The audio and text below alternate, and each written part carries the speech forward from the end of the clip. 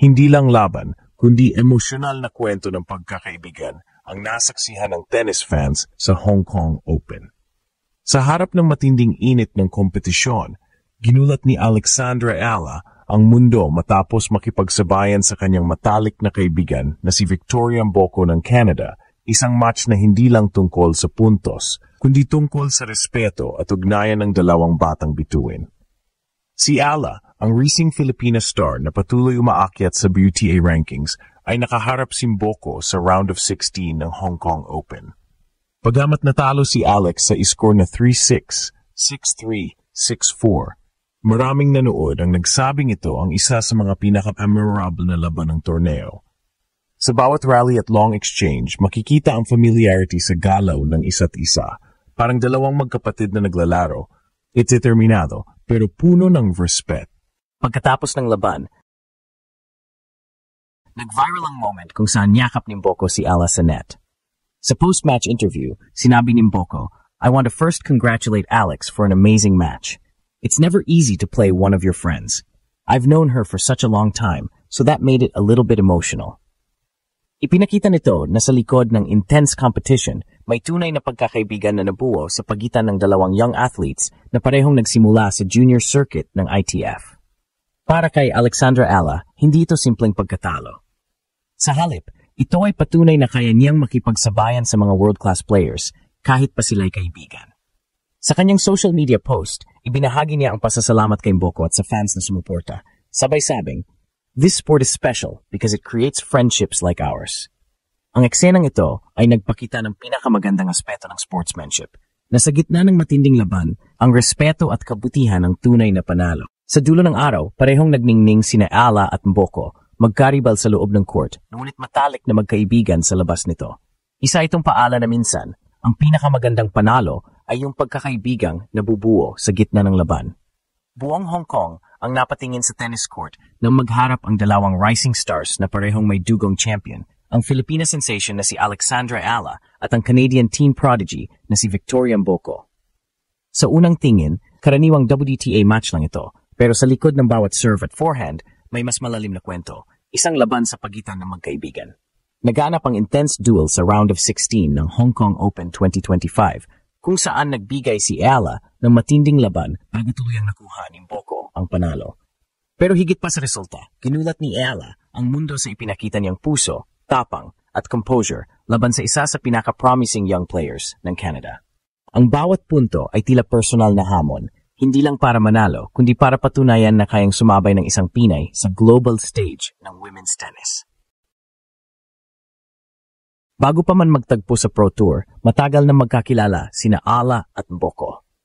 Pareho silang produkto ng ITF Junior Circuit kung saan ilang ulit silang nagsama sa mga international tournaments bilang magkaibigan at minsan pa nangay nagpa-practice partners.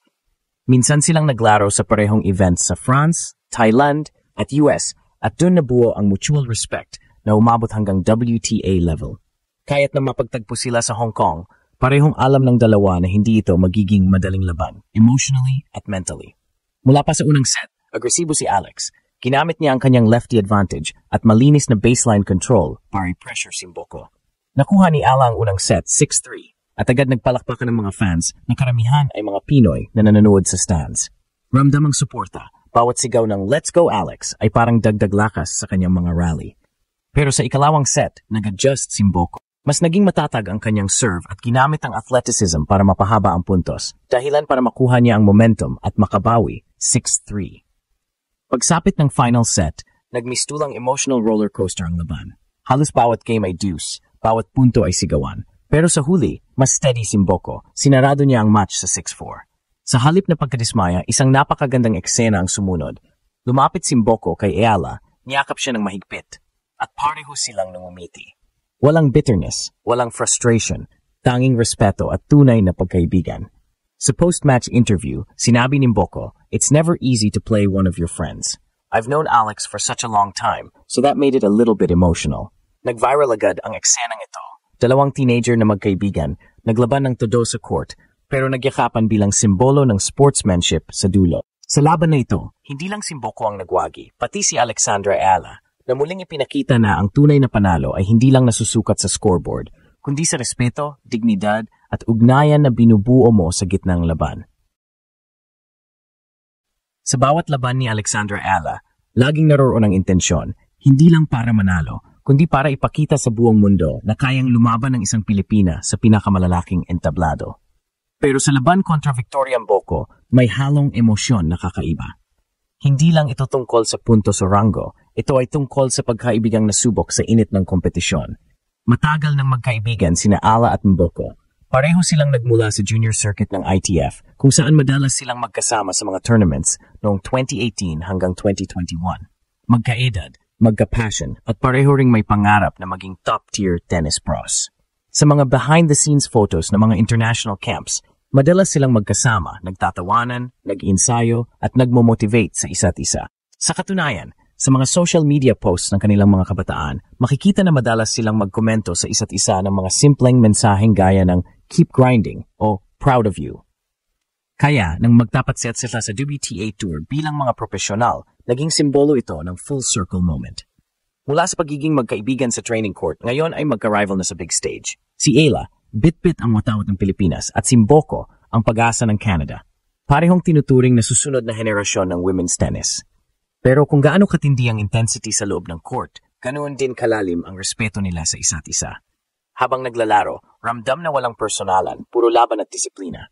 Pagkatapos ng bawat long rally, makikita pa rin ang bahagyang ngiti o simpleng tingin ng pagkakaintindihan. Yun ang uri ng sportsmanship na bihira sa ganitong murang edad. Matapos ang laban, naglabas si Ala ng maikling mensahe sa Instagram na umani ng libu-libong likes. Always an honor sharing the court with someone I've grown up competing with. Congratulations, V. Hindi nagtagal, nag-reply naman si Mboko. You played amazing, Alex. Can't wait for the next one. Viral agad ang palitan ng comments at maraming fans ang naantig. Ang ilan, nagsabing ito raw ang real spirit of tennis, kung saan ang pagkakaibigan at respeto ay hindi kailanman nawawala kahit sa harap ng matinding kompetisyon. Sa panig naman ng mga eksperto, nakita nila ito bilang malaking indikasyon ng maturity ni Ala. Ayon sa ilang sports analysts, Ala continues to show not just her skill, but her emotional intelligence, rare for players her age. Totoo nga, sa edad na 20, dala ni Alex hindi lang ang pangarap ng bansa, kundi ang image ng isang atleta na may puso at humility. Kahit natalo siya kay Mboko, ang laban ay nagsilbing inspirasyon. Dahil sa kabila ng pagkatalo, pinatunayan ni Alex na ang pagkakaibigan at respeto ay hindi kailanman sagabal sa pagiging palaban. Sa halip, iyon pa ang nagpapalakas sa kanya. Sa mga susunod na torneo, lalo pang asahan ng mga Pinoy na mas magiging matatag, mas agresibo at mas buo ang loob ni Alexandra Ala, ang Pinay na marunong manalo kahit sa pagkatalo